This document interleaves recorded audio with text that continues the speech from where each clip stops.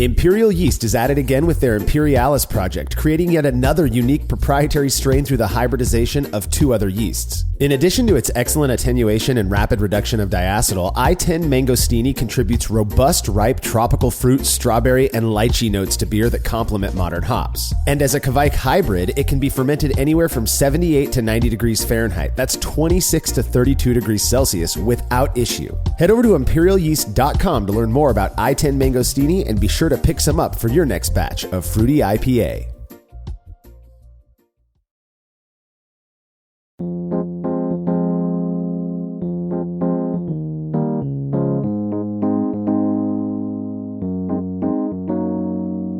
Hey everybody, you're listening to the 290th episode of the Brülosophy podcast. I'm your host, Marshall Schott, and as our regular listeners are likely well aware at this point, we dedicate every 10th episode of this show to answering questions submitted by listeners, which is exactly what contributor Will Lovell and I will be doing today. Wow, I cannot believe that we've already hit 290 episodes. That's pretty amazing.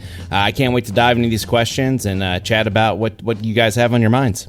Yeah, so these Brü A episodes are always a blast, and honestly, I can't believe, like you said, that we're at our 290th episode, which oddly enough is our 28th Brü A. That's because we started the Brü A series after episode 10. What's really nuts is that in just 10 short episodes away from now, we're going to be hitting our 300th episode. A milestone that's, I guess arguably meaningless, but still pretty rad. And I'm pretty sure we're going to stick with doing the Brü A thing for that one. But I've been thinking about it might be kind of fun to source all of our questions for that episode, maybe from patrons, encourage them to ask some stuff that isn't just about brewing. You know how much we love doing that. So speaking of patrons, if you like what we're up to and you want us to keep doing it, please consider becoming a patron of Brülosophy over at patreon.com/Brülosophy. By committing a small monthly pledge, you'll receive rewards like access to unpublished contributor recipes, unique discounts at YakimaValleyHops.com, and an invite to a monthly live Q&A session with somebody in the brewing world. Coming up in July of 2023, one of the most well-known voices in homebrewing, author of Brewing Classic Styles, and host of the Killer Brew Strong podcast on the Brewing Network, the one and only Jamil Zainashev. In addition to everything he's done for homebrewing, Jamil founded Heretic Brewing back in 2010 and spent the better part of the last decade running it. And while he's no longer with that company, he's got a ton of experience brewing on the commercial side. If you want to be a part of this awesome session, you're going to have to make your pledge at patreon.com/Brülosophy no later than Friday, August 28th, 2023, as Jamil's going to be taking questions that Saturday, the 29th. All past sessions are stored on our private Patreon and Facebook pages, so patrons can go back and watch them whenever they like. Another really easy way to support us is by using the links found at Brülosophy.com/support when you're shopping online. Your experience doesn't change at all, and we get a little kickback for the referral. Finally, if you wouldn't mind leaving a rating and review of this show in Apple Podcast or wherever it is you listen to podcasts, that'd be really awesome. Now that we're over the 1,000 review mark in Apple Podcasts, which is nuts, we may as well shoot for 2,000. And your help getting us there would be really appreciated. Thanks to everybody who has already taken the time to do this for us. Feedback is brought to you by Clawhammer Supply, who in addition to having a badass YouTube channel chock full of great brewing-related content, sell what we believe to be some of the best electric brewing systems on the market. If you've been considering making the move from propane to electric, you owe it to yourself to check out Clawhammer Supply. Whether you're after a 120-volt 5-gallon unit or something bigger like their powerful 240-volt 10-gallon system, Clawhammer has got you covered. Learn more about everything they have to offer at clawhammersupply.com, and don't forget to check out their YouTube channel while you're at it. Listener Ryan Bailey wrote in with feedback after hearing us debate the merits of our current approach to collecting data toward the end of episode 285, namely what we tell tasters prior to them completing the short and shoddy survey.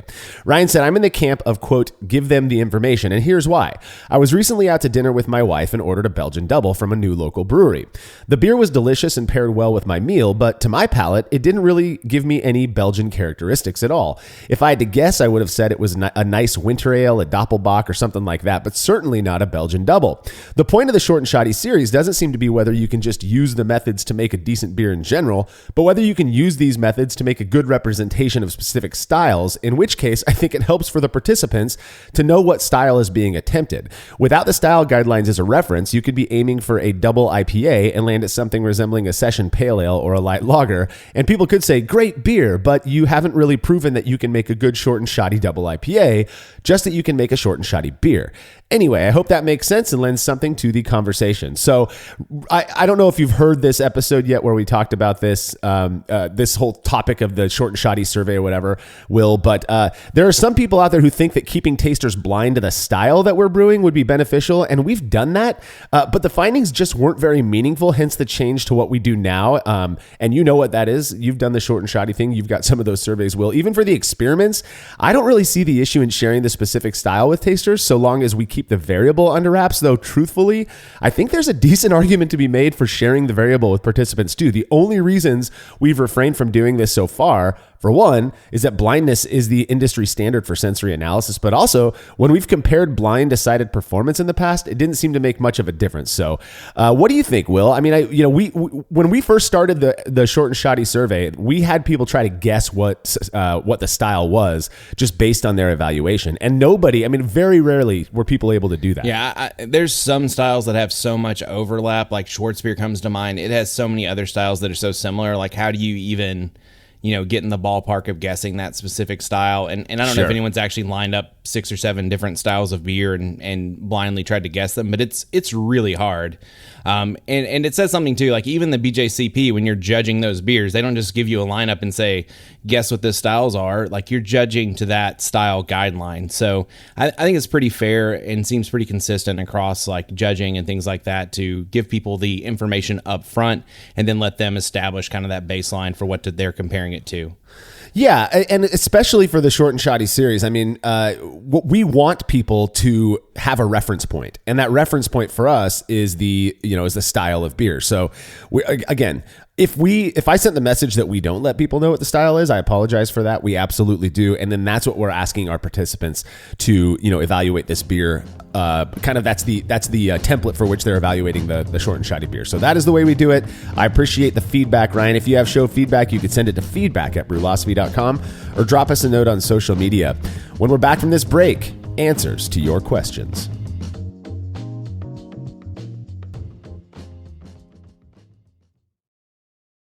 There's no denying that stainless steel is the best material for brewing equipment, and Delta Brewing Systems offers some of the lowest prices on high-quality stainless gear, like the Firm Tank, which in addition to holding 8 gallons or 30 liters of wort, comes with a domed lid to even further reduce the chances of a messy blow-off. Plus, it can hold up to 4 psi of pressure for closed transfers. Delta Brewing Systems also has their own line of brew kettles, as well as one of the lowest-priced all-in-one electric brewing systems out there, and their prices are shockingly low. If you're in the market for legit stainless gear that won't break the bank, do yourself a favor and head over to deltabrewingsystems.com today.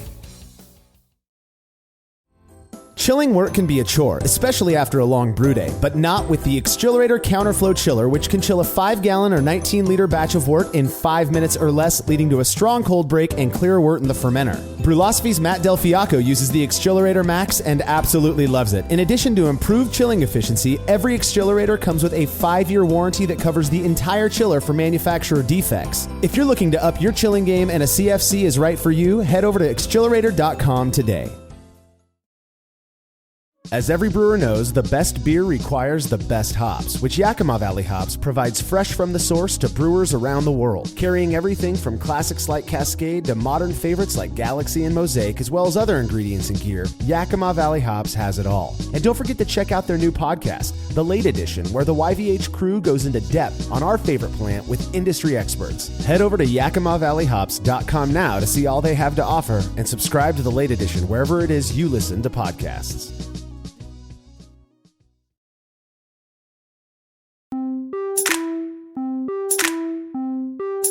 Thanks so much to everybody who has submitted questions for this round of Brü A. We actually had a few folks who asked more than one question, and while we try to spread the love as much as possible, get to as many questions as we can, all of these questions were good enough for us to address, so that's what we're going to be doing. All right, first up comes from Robert Paul, who had a couple questions on lager brewing.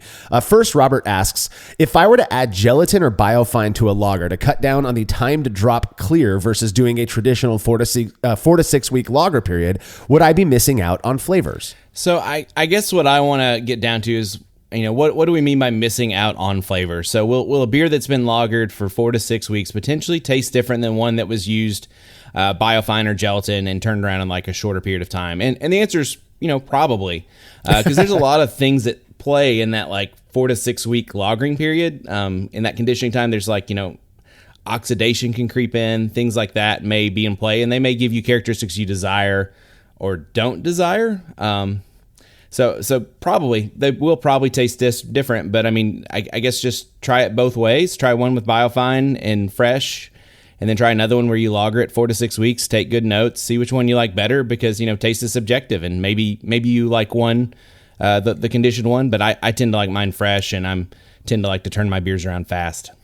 Yeah, so you hit on a few points that came up when we first, Brulosophy came around in 2014, and within a couple of years we were messing around with gelatin, and mostly gelatin, because it's just so effective, and nobody at the time with Brulosophy, had anything against gelatin or using it. One of the things that Ray Found used to say is that gelatin is just powdered thyme, and I kind of like that reference. Of course, thyme is going to do more things, like you said, Will, than a fining agent like gelatin.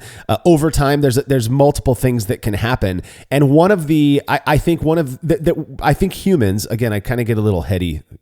Robert, you had no idea what you were getting into asking us a question like about lagering, but I feel like there's this kind of knee-jerk reaction to think that if something is aged, it must be better, and oftentimes to confirm that bias, right, confirmation bias, we will just think that that's the case. So if you my hunch, we haven't done this, but it'd be a fun experiment, I think, Will. If you were to take, two of the exact same bottles, they have the same labels or whatever, but one of them you put a fresh example of a Pilsner that was gelatin fined in, and the other one you take a 6-week-old, Pilsner, same beer, all that stuff, just that was aged for 6 weeks or lagered for 6 weeks.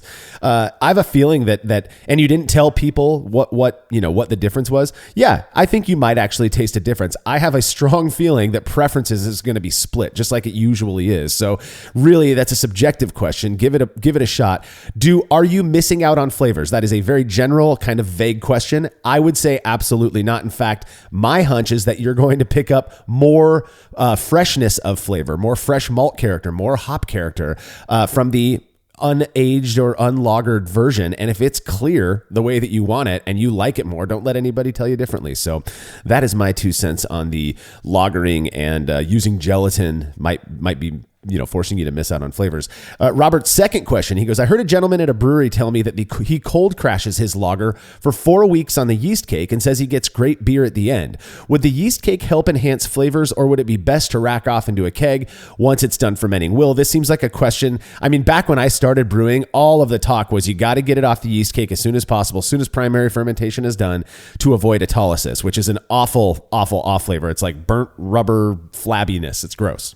So, I guess keeping on the yeast cake is purported to cause off flavors. I know Ryan recently did an experiment, didn't he, where the impact of trub contact time on a Kolsch, and I think he kept it on the yeast cake for 4 weeks before he served it, and I don't believe that came back significant. So I don't know for sure that keeping beer on the yeast cake for 4 weeks, especially at cold temps, will do anything horrible to the beer, but I'm not sure it's doing it any favors either. So unless you got a last minute work trip or a family vacation, or you just can't get to it, like I think it's cheap insurance to rack it to the keg, like if you have the time and the availability to do so. But I also wouldn't sweat it either if that's what happened.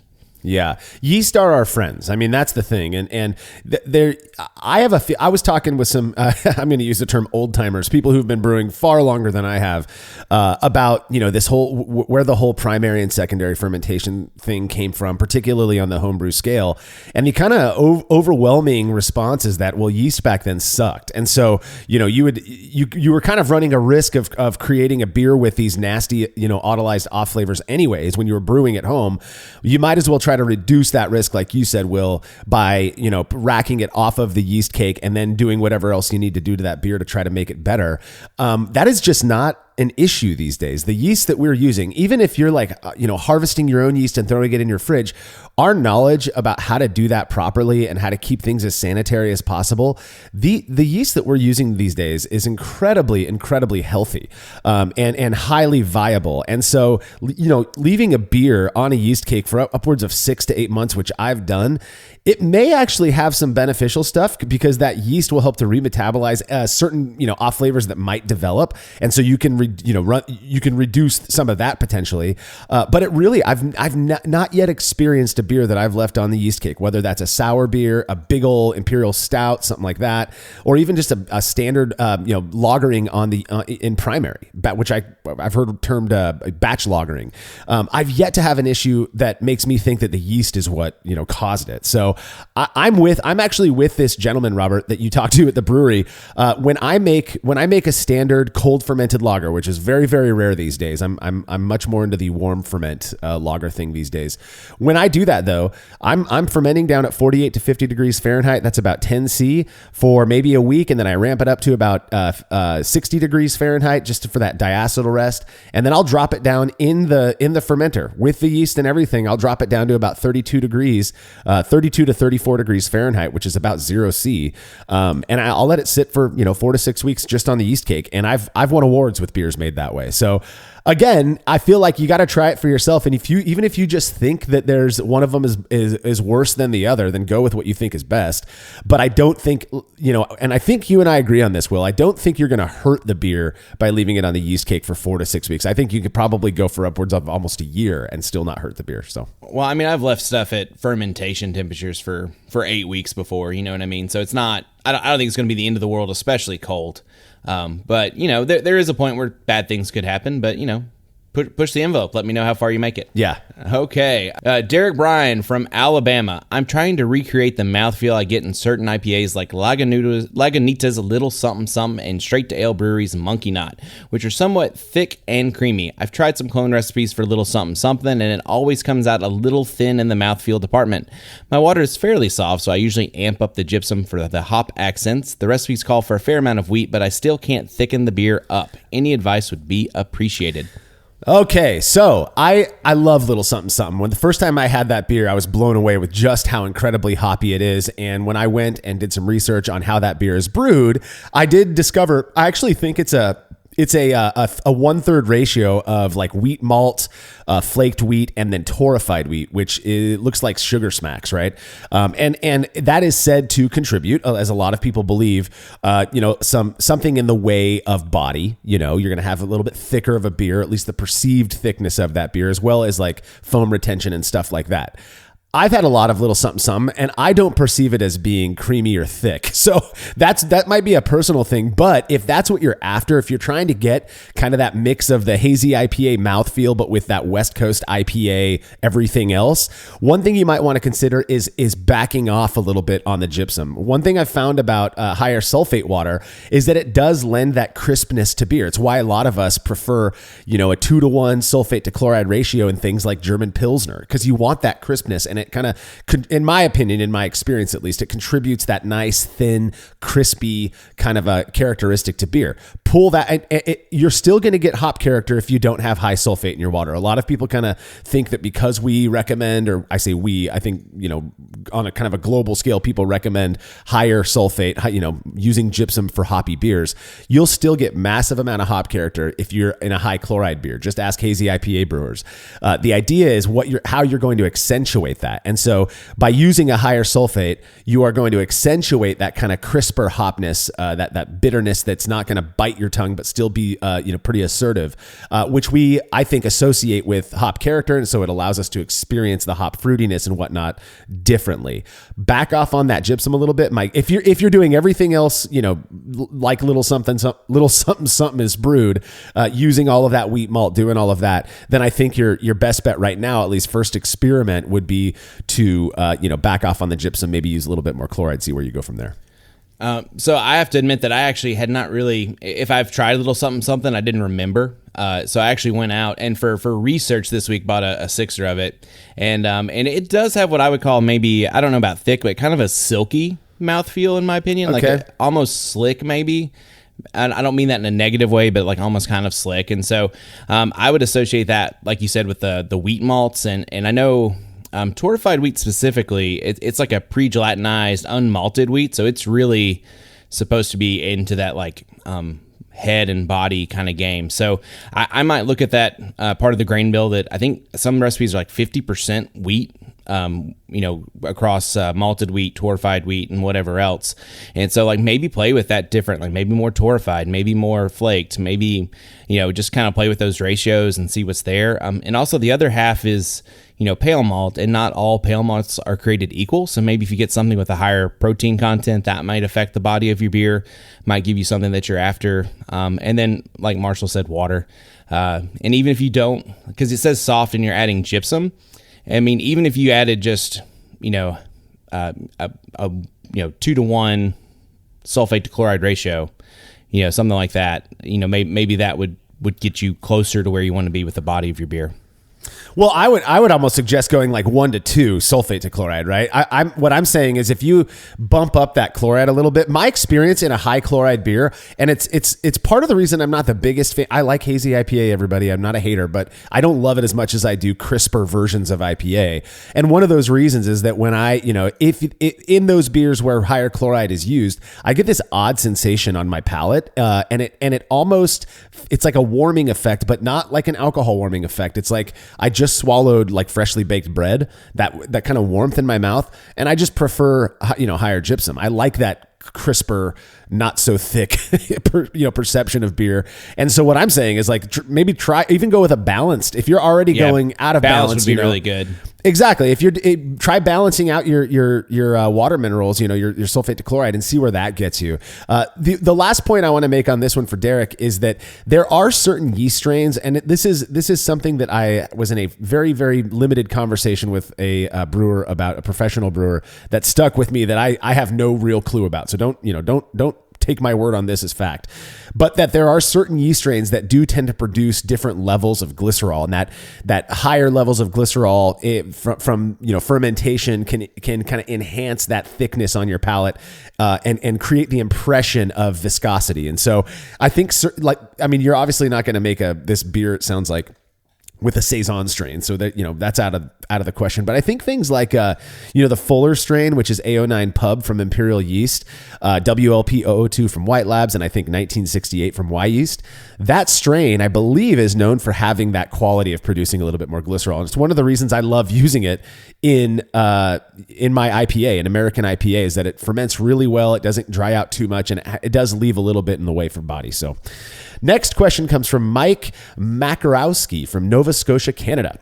He has 2 questions as well, so we're going to get to his first one. It says, I've been addicted to home brewing for about 8 years now, but I'm also making hard cider for my wife, and I've got a question about adding berries to cider.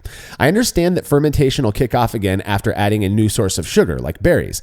My wife prefers a very dry cider, and I'm wondering if the added berries contribute anything outside of a pretty color. Is the berry flavor removed when all of the contributed sugars are consumed by the yeast? So every time I've brewed a cider, I've pretty much gone back and referred to Marshall's Buried Cider Recipe on brewacv.com. And it's a really solid recipe, and it calls for something like 4 pounds of frozen mixed berries from Costco.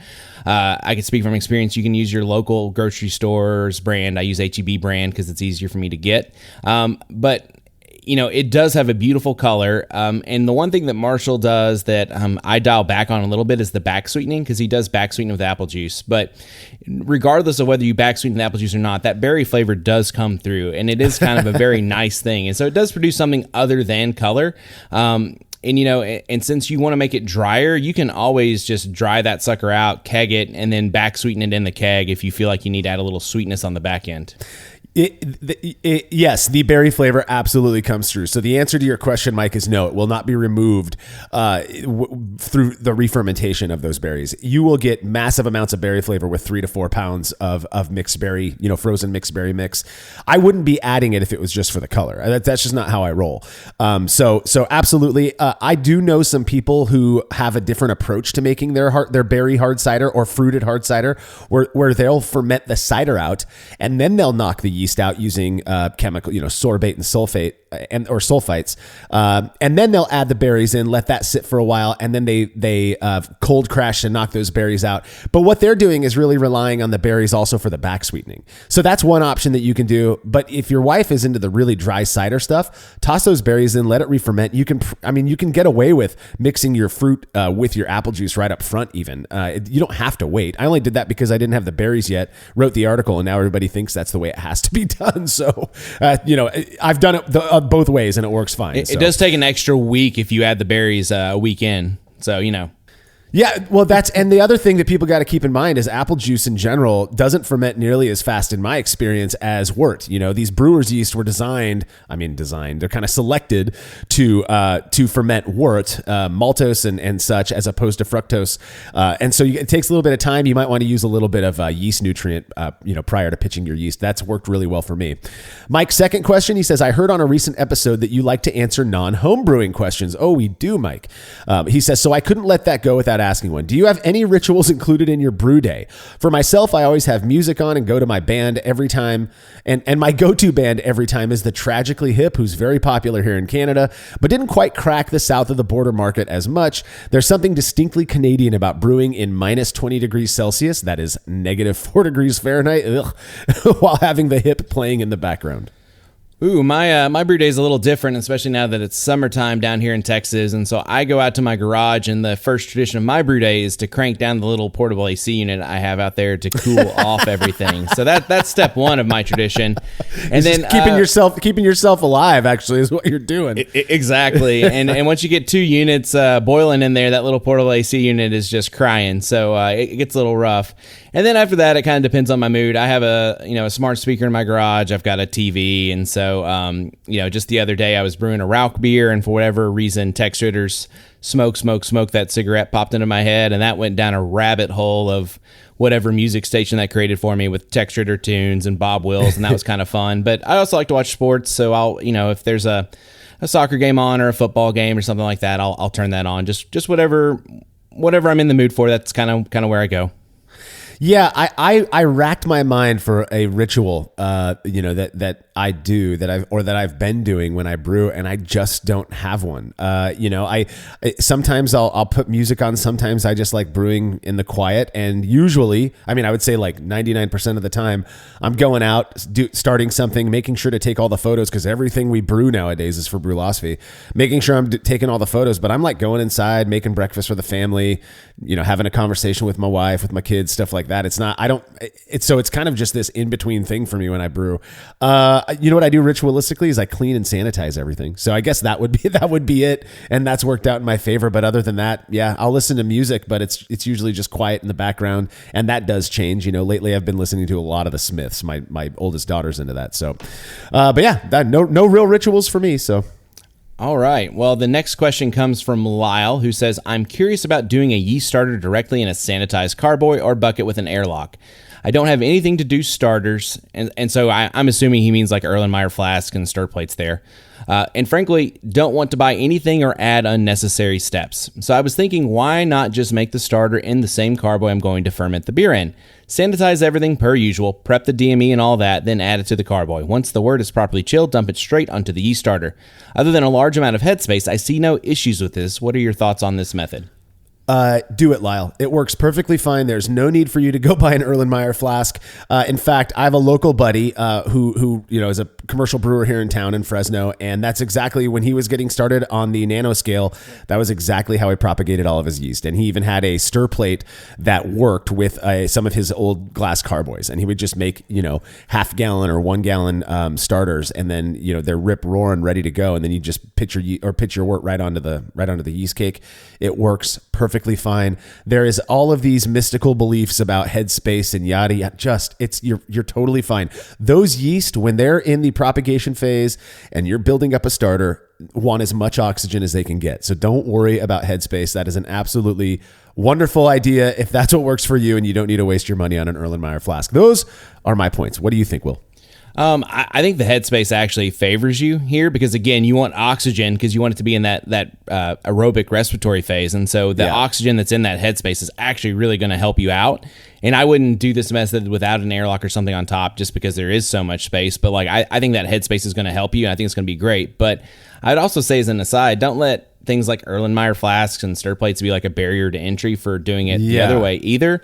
At my local HEB, I can get these organic apple juice bottles that are glass and have caps on them that are screw top, and you can keep them clean. They're easy to have around. And back when I first started making starters, I had one of these, and I would, put my DME, cooled off DME in there, put my yeast in there, little piece of foil on top, and just every time you walk by, I would just swirl it every time I walked past it. And then eventually I made my own stir plate out of some spare computer parts, which we can talk about that in another episode. But yeah, don't let an Erlenmeyer flask and stir plate be a barrier to entry, because you can do it with an apple juice container that's glass just fine. And the beauty of that is that, hey, I didn't get to brew today. Put the little sanitized screw top lid back on, throw it in the fridge, and it's there for when you got it. Yeah, I know some people who will do like they'll get like a 3-gallon carboy and keep basically their own little yeast brink. They can just go and pull yeast from this 3-gallon carboy, however much they need. It's constantly going. They're constantly topping it off. They're doing that kind of thing, and it works great. I was having a conversation with some buddies a few years ago about why aren't we? I don't understand why we're not just making starters in the carboy and then putting the wort on there. And then I'm on a brew day and I did this and I'm realizing, oh crap, now I know why. I still have to pre-chill my wort. My wort, I can get it down, especially in the summertime. I might be able to get it down to about 80 degrees, 77 degrees Fahrenheit. That's not where I want to pitch my yeast. And so I usually put it in the fermenter, let it chill, and then I pitch my yeast onto it. Well, if your yeast is already in your fermenter, obviously, you're not going to want to rack that hot wort basically onto this yeast and kill it, or maybe cause off flavors. So I think that's a reason a lot of people don't do that, and they prefer to make their starters kind of on the side. But yeah, give it a shot, Lyle. I think you're going to see that the results are in your favor. So, well, we've got to take a short break. We'll be right back with more Brü A after these messages.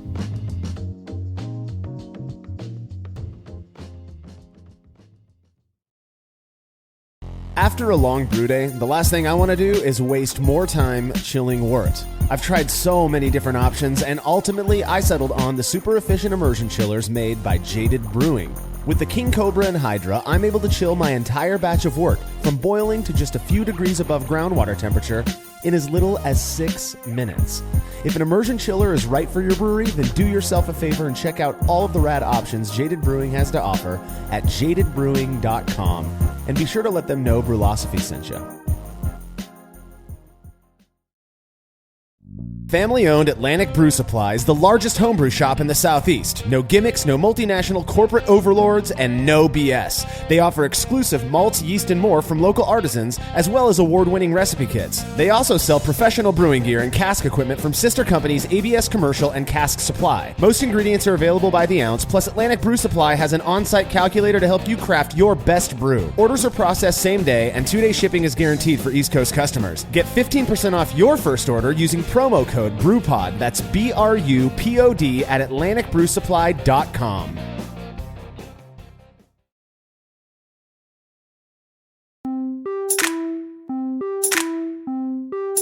Alrighty, time to answer more listener-submitted questions. Will, why don't you kick us off on this round? So this is Jesse Rue from Louisiana, and he says, I'm about 50 batches in and have learned a lot from the many failures I've had. I say failures, but honestly, everything I made has been drinkable. It's just that many beers didn't come out as I'd envisioned. My question is one of desperation. I'm tired of drinking a Doppelbock that I've been trying to get close to a Maximator, which I think is from Augustiner. Maybe. So the specific flavor I'm looking for is that raisin note, which I find in Old Rasputin Stout.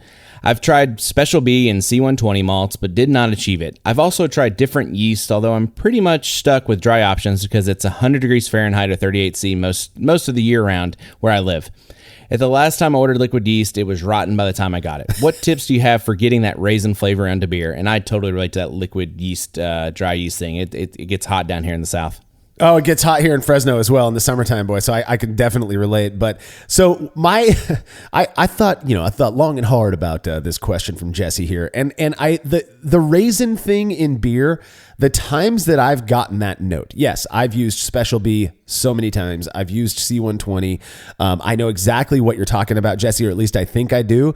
That raisin note, I believe, is a function of both those malts that we mentioned, but also time. I think in order for that really to come out, there has to be some, I don't know if it's oxidation or whatever, but whatever happens in the aging process, and I'm talking like, a month or so, I feel, and also the strength of the beer. When you put those three things together, strong beer, using those malts, plus giving it a little bit of time in the package, that's when I've usually been able to perceive that touch of raisin, that dark dried fruit note, right? Plummy raisin thing. I very rarely get that in fresh beers, regardless of what is used to make it. And so this is a good question, I think. And it's something that'd be interesting for us to try to test out in the future is how do you get, without using raisins, how do you get that dark dried fruit note in a fresher version of some of these beers? I don't know. Yeah, so when I think of raisin, I think of things like Belgian doubles and quads, and I don't. I'm trying to remember the last time I had Maximator. I lived in Germany for a few years, and I'm sure I've had Maximator. I don't really remember what it tastes like, though, if I'm being perfectly honest. And Old Rasputin, I don't normally associate raisin with that, but but I think you're onto something with maybe that age, because the one thing that a lot of these styles have in common, whether it's the Imperial Stout or a double or a quad or a Doppelbock, is that they all usually get conditioned for some amount of time before they're served, and they usually hold up to being in the bottle for months and months before being served. But just another. If you've already tried C120 and Special B, like some people claim that Melanoidin malt has a raisin character. I don't know that I get that from Melanoidin, but I've seen that listed in descriptions for Melanoidin. So that could be another lever that would belong in a Doppelbock to just kind of play with. Yeah. So the other thing you got to keep in mind is that often, the beers that we're getting off of the shelves at our Bevmos and Total Wines are usually, they've got some age on them. They're a little long in the tooth by the time we get them. And oftentimes we're still drinking these classic, versions of these styles going, oh, this is great. Funny story. We have some friends who live in Germany. They're from Germany. In fact, we're meeting up with them on our trip to Prague here in a couple of weeks. And so they came over here a few years ago, and I went out, to the local, beer store, the Bevmo or whatever, and I picked up some beers I wanted to share with them, and a few of them were what I thought would remind them of home.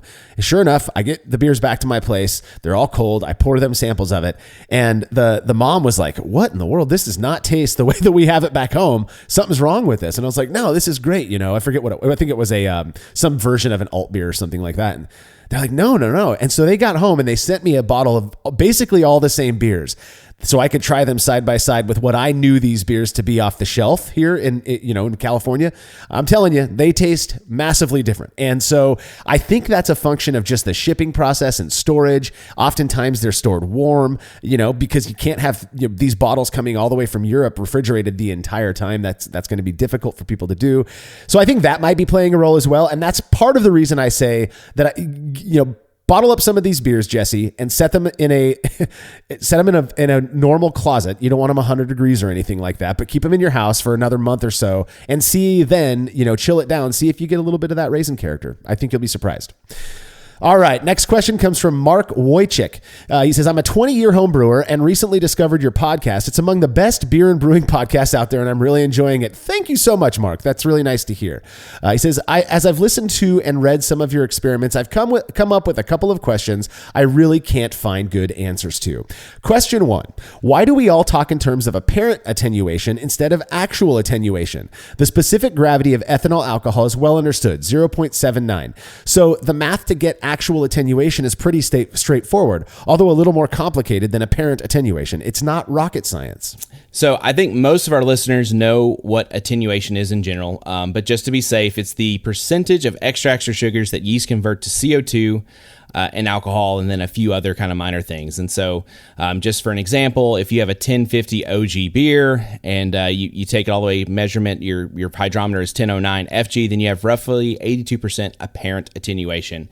And apparent attenuation is the standard that everyone uses across the industry. If you walk into any brewery, any commercial side, or even homebrew side, and you talk about yeast attenuation, they are almost automatically talking about apparent attenuation.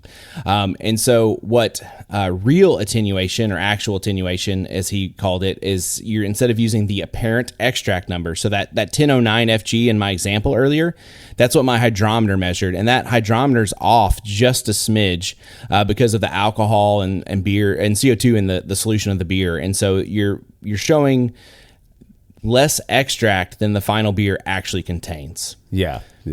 And so there is a really complicated formula I'm happy to send it to you. But just to kind of use my example earlier, if you have a 1050 beer that goes all the way down to 1009, that apparent attenuation is roughly 82%. If we calculate the apparent extract or the real extract of that beer, the formula will spit out 1017, which is quite a bit higher for your final gravity reading than the 1009 that you measured. I mean, it's almost double that number. So that would mean my real attenuation or actual attenuation, as he said in his question, is 66%. So you're looking at 82% apparent attenuation versus 66% real attenuation. So they are different numbers. It is a different value, not by a ton. And it is a pretty, as he said, pretty consistent because we know alcohol and its specific gravity. But I mean, the reason we keep it this way probably is just it's the industry standard. It's easy because that's what our hydrometers read. And it's probably just the path of least resistance, honestly, is why we do it. So that was the route I was going in answering Mark's question is, he's saying, why aren't we doing B and why do we do A? I mean, you could ask that about anything. There's so many different ways we can go. That's like saying, why do we use, degrees Lintner instead of EBC? And it's just because it's industry standard. It's what we've settled on. Why do Americans do the imperial, measurements and we don't do metric? It's just what got settled on. They both calculate essentially the same thing. It just spits out a different value, but that ultimately has the same meaning, and that's the way I view it. If real attenuation, or as Mark says, actual attenuation, if that was the industry standard and that's what we all started with, then I think that's where we would be. But it's not. We do apparent, and apparent attenuation is very easy to calculate. I believe it's OG minus FG divided by FG, and you get that. It spits out that percentage, and that's what we call apparent attenuation. It works. It's what we understand, and it serves as that reference point for us when we're when we're brewing beer. We kind of know where to go with it. So I'm with you, Will, on that one. So Mark's next question, I think it's basically the same, just about a different thing. He says, similarly, why do we typically state efficiency in terms of brew house as opposed to mash efficiency? Most of brew house efficiency is driven by fixed losses related to one's brewing equipment and aren't useful to somebody brewing on a different system. The mash efficiency, on the other hand, is useful across equipment, as anybody can compare it to their typical value and adjust a grain bill as needed. And I'm sure most of our listeners are aware, but mash efficiency is basically the percentage of extract you expect to get from your grain, and it does tend to vary pretty broadly across equipment. If you're doing a brew in a bag no sparge, I'm guessing that your mash efficiency is probably in the 65-70% ballpark.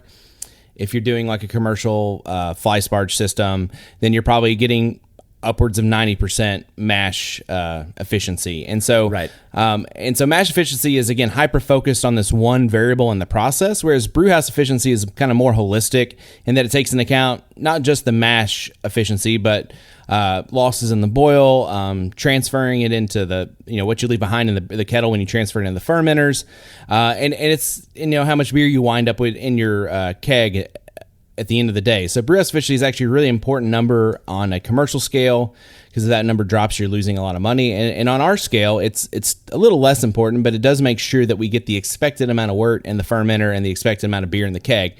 And so, and you said this specifically in recipes, and I'll be honest, when I look at recipes, some of them do include efficiency, some of them don't. I don't really look at them that hard that way. I guess there might be an easier way. Maybe Marshall will enlighten me, but I usually just kind of throw the ingredients in there, make the percentages line up, and then kind of adjust it to where it matches up with the OGs and ABVs, and then I have to do it with the hops anyways, because they're always using a different alpha acidity of hop than me, so I have to kind of play that numbers game with that as well. So I just kind of get it in my calculator and make all the numbers line up. Yeah, I mean, so do I. But I think a part of that is because all of these recipes that you find online do have a brewhouse efficiency number that somebody adjusted, or at least if the recipe is accurate. In order for me to go in, for example, to Brewfather and make a recipe that matches all of the numbers that we're reporting, say, in an experiment, we have to adjust that brewhouse efficiency number. And I think the reason that is important is because everybody has these losses. Now, it may, Mark says fixed losses. I'm not sure how fixed they are. I've seen some people brew same exact beer over and over, and they're getting a different OG, 3 out of 4 of the time. So, that it's not terribly fixed if that's the case. Yes, mash efficiency does seem to be a more, I guess a more baseline kind of number. Okay, my mash efficiency was 86% doing this particular method. That doesn't really help the person who brews similarly to me, or who already has an equipment profile set up where when they plug in our recipe, it adjusts to their brew house. So that's not my concern with reporting brew house efficiency. I'm going to go back to what I said earlier about the attenuation thing. Brewhouse efficiency is kind of the standard that people report, and so I'm okay with using it. We could use mash efficiency, but then that negates the brewhouse side of things, and I feel like there's a level of importance in reporting, at least sharing recipes that have, say, a 73% brewhouse efficiency.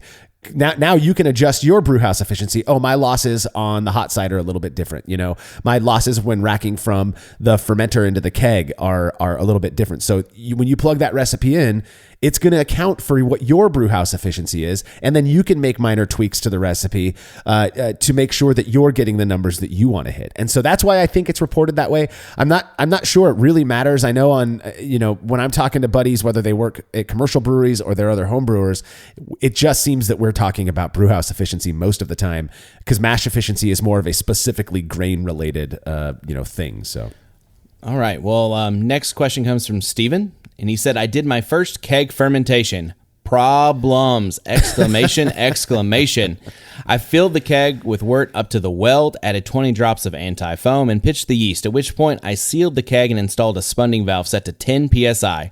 There was a strong fermentation on the first day, but I lost 1 gallon, approximately 4 liters of beer through the valve. I assume I'd overfilled the keg as the valve kept spitting out beer every so often, but I just let the fermentation continue. On day 7, the pressure rose above 15 psi, so I backed the valve just a tad and left it. When I returned an hour later, I saw that I lost another gallon of beer, leaving the keg less than half full. Where did this go wrong? I just can't. Poor guy. Poor guy. I feel so bad for you, Steven. That is such a bummer. You're like trying out this new thing that you've heard about on podcasts or read about online, and it just does not work out for you. So I like the idea of fermenting in kegs. I've done it a few times myself. One of the big things about keg fermentation is most kegs hold, roughly 5 gallons of beer. Just like with any other fermenter, you don't want to fill that thing all the way up, or you're going to have a blow off. That's just how fermentation happens. So, Matt Del Fiacco, who used to be with Brewlosophy, he's a big keg fermenter, and he would brew 4-gallon batches instead of 5-gallon batches so he would have that 1 gallon of headspace. This is where headspace matters. Your foam, and especially if you're pitching yeasts like, Stefan, which is a very popular Weiss beer strain. I believe it's the Weihenstephan 300, or Weihenstephan or WLP 300 is the same thing, known for producing just a massive krausen that is going to cause issues if you're fermenting in a closed vessel like a keg. You got to account for that. Anti-foam, that stuff has never really worked for me with certain yeasts. I use it just in my starter so that it doesn't, when I'm making a starter in an Erlenmeyer flask, so it doesn't overfill while I'm boiling it, or, I'll use it during the boil so that I'm not getting boil overs. But for fermentation, it's not really worked that well for me. And if you're losing 2 gallons of beer out of 5 gallons, that's kind of a bummer, dude. So I would recommend, adjusting that recipe down to about 4 gallons if you're going to do keg fermentations. And hey, lower volume might sound like it sucks, but that means you get to brew a little bit more. Oh man, I just I cringe so hard this entire time reading it. I just feel for you so bad. But yeah, definitely.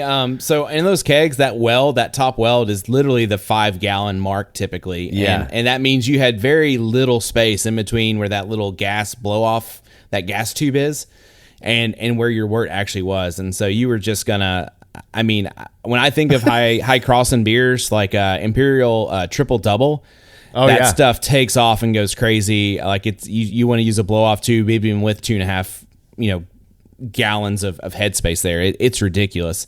So I in anti-foam, I don't have a lot of experience with it, but it's not black magic. It's not gonna keep that 5 gallons of wort in that 5-gallon keg from blowing out. So definitely reduce your batch sizes. Because again, it just sounds like your crossing got up in that gas tube, and then it's just start puking out that gas tube left and right.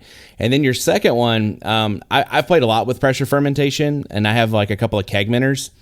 And so your second loss where you lowered the pressure and then it started puking out reminds me of kind of the hop volcanoes that commercial brewers experience, where they don't get all the pressure out of their fermentation vessels when they go to dry hop, and then you just see it puking out the top of their fermenters for hours, and that's kind of what it reminds me of. And I've had a similar experience where I did something with my PRV valve and didn't get enough pressure out, and it was just like as soon as I opened up the lid, it just like sprayed out in my face, and so it does happen. So when you're dealing with pressure, there are some weird things that go on, and so before you start, going back on pressure and stuff like that, you have to be kind of mindful about what you're doing. But 15 psi on a pressure fermentation, like I wouldn't have even batted an eye, especially in a keg that can go up to well over 60 to 100 psi. So I mean, really, 20 psi would be fine, 30 would be fine. You start getting too much above that, whatever, but it's not worth the mess and the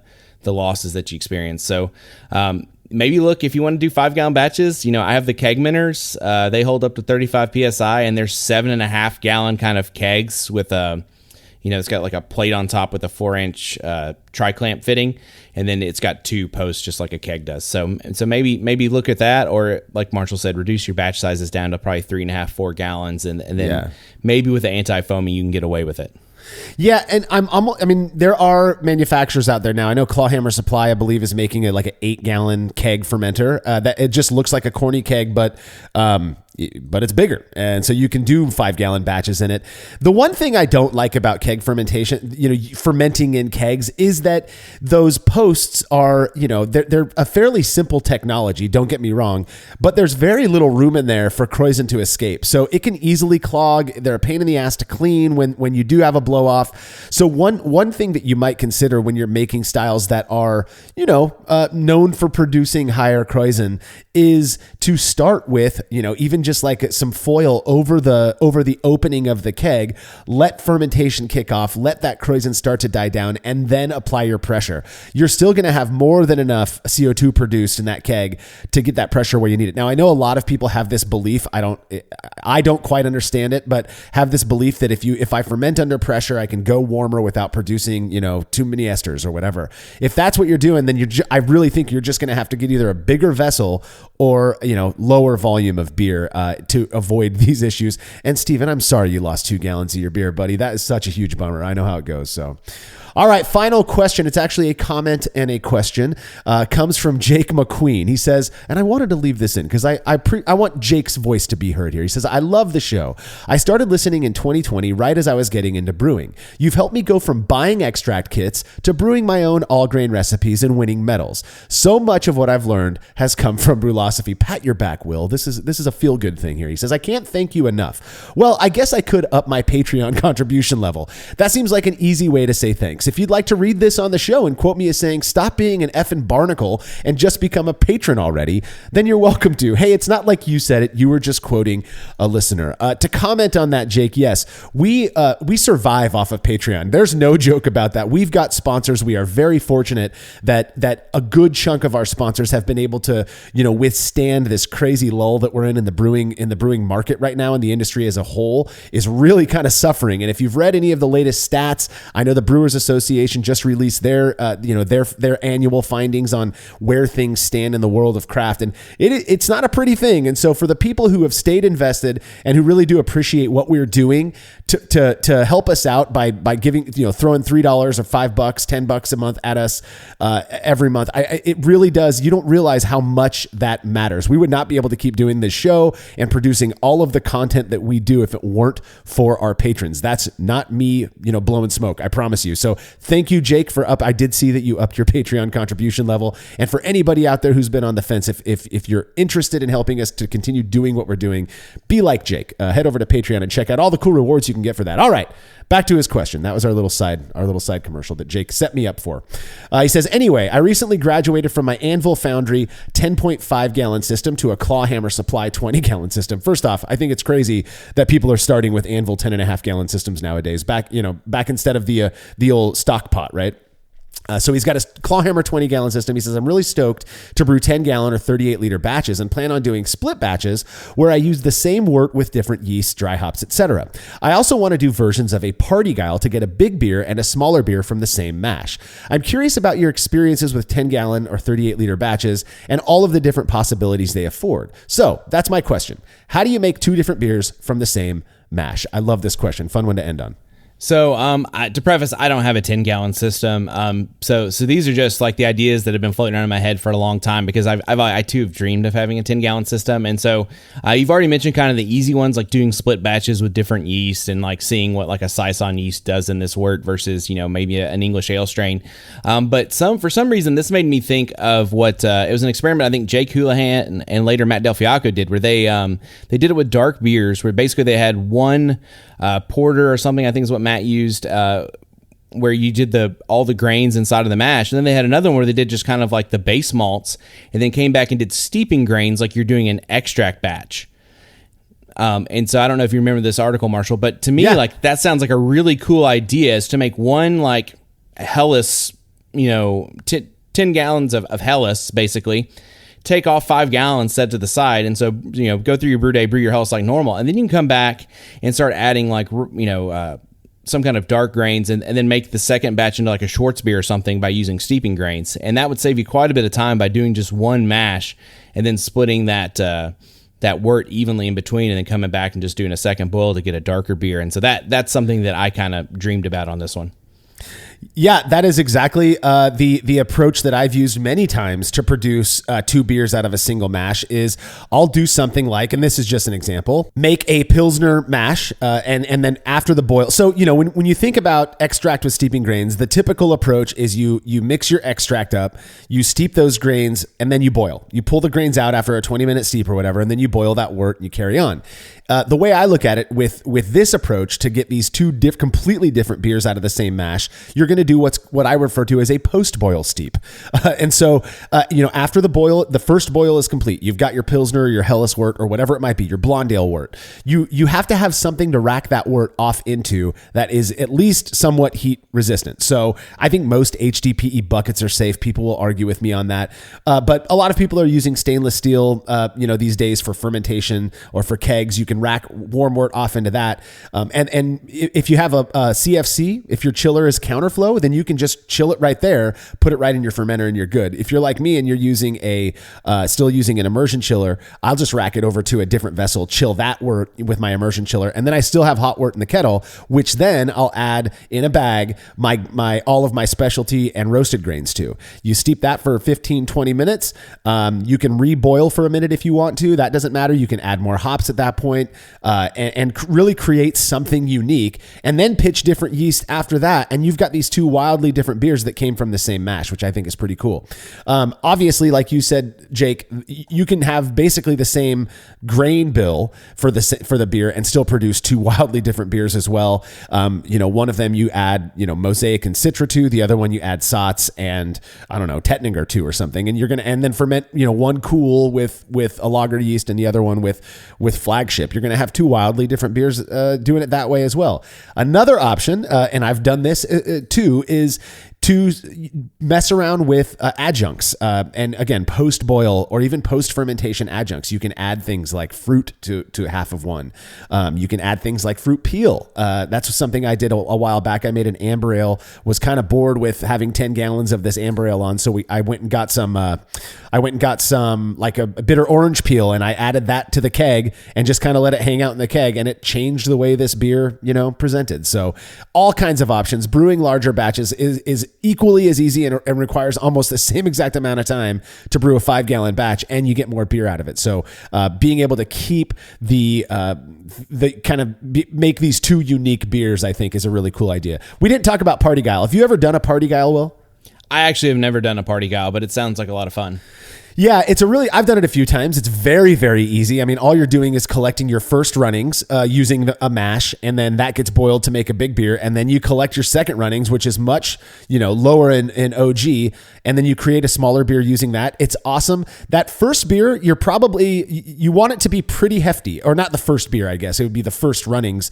That grain bill is going to be pretty big. What a lot of people do, and in fact, I think it's kind of the Fuller's way, is they'll collect, a good amount more extra on each running, and then they'll blend those two together to create kind of this third beer that is more moderate strength. So you've got your light, your moderate, and your heavier strength.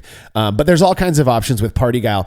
Another option with that, with Party Gal, let's say you collect your first runnings and you're making something like a Helles box. So you're going to have this nice 7% pale, Helles style beer.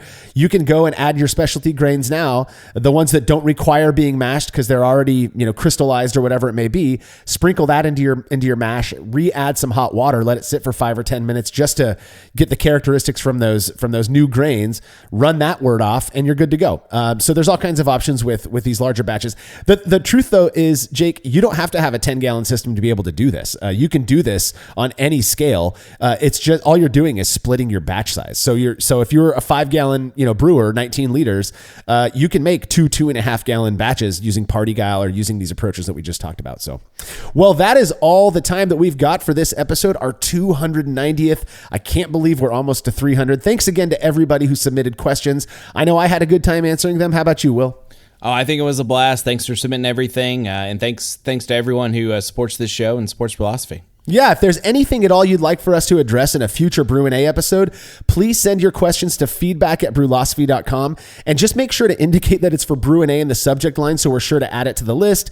Like I said, episode 300 is coming up. That will technically be the 29th Brü A. I've been tossing around the idea of maybe tossing an extra Brü A between now and then so we can finally catch up because I'm neurotic like that, but we'll see. Again, we do get quite a few questions, so if we don't get to your question right away, we will at some point. I can almost guarantee it. If you haven't already, head over to youtube.com/@thebrulosophy show and subscribe to our YouTube channel. Host Martin Keene has been hard at work creating videos that we're confident listeners of this show will absolutely love. Also, don't forget to check out the Brew Lab podcast, where Kate Job takes you into the lab with brewing professionals to discuss the fascinating work they've done on our favorite beverage. And make sure to regularly check brulosophy.com to stay current on everything we're up to. The Brulosophy podcast is made possible by the generous support of our sponsors, as well as all of our rad listeners. We seriously could not do this without you. Cheers to everyone who has subscribed and left a review of our show. It makes a huge difference. If you haven't yet, please consider doing so. Head over to brulosophy.com/support to view a list of ways you can easily help us to continue producing this podcast. If you want a reward for your support, visit patreon.com/brulosophy. Thanks again for listening. We'll be back next week with another episode of the Brulosophy podcast. Until then, think beer. Start off the morning with some hot tea, lemon and honey, cause it suits my bro. Put some herb in the bowl, yeah, it's homegrown. Ain't gotta go through the middleman.